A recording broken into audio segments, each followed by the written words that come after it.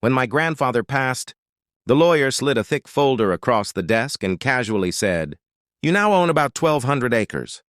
Like he was telling me I'd inherited an old watch. And I honestly thought there had to be a mistake, until I drove out there and saw rolling land.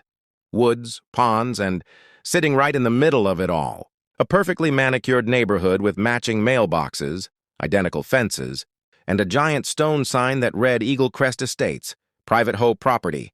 At first I figured part of the land must have been sold off years ago, but one title search later, my stomach dropped because every single home, road, and clubhouse sat squarely on my family's land, transferred to me clean and clear.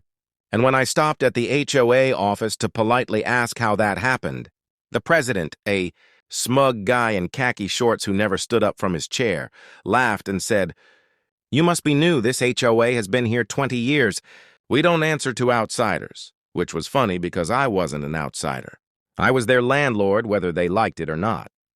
I tried being reasonable first, sent certified letters, offered long-term leases at fair rates, even suggested a buyout option.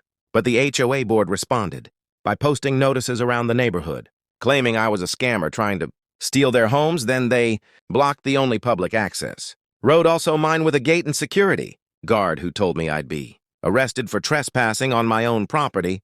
So that's when I stopped playing nice and hired a survey crew, environmental consultants, and a land use attorney who specialized in exactly this kind of mess.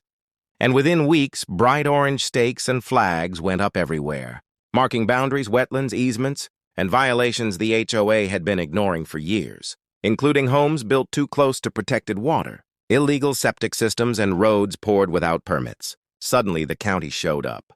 Then the state, and then the HOAs. Confident emails turned into frantic meetings because fines started stacking by the day. Amenities got shut down, and that private clubhouse failed inspection so badly it was condemned on the spot, leaving residents furious and demanding answers from the same board that had told them they were untouchable. The HOA tried to sue me, but in court, their lawyer couldn't explain how they'd never once owned the land under the houses, and when the judge asked for deeds, all they had were decades of assumptions and handshake promises, while I had stamped documents going back 3 generations.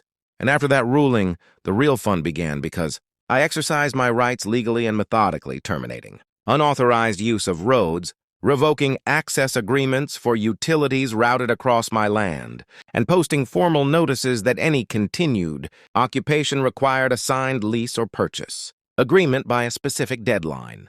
Panic spread fast. For sale signs popped up overnight. The HOA president resigned and moved out of state.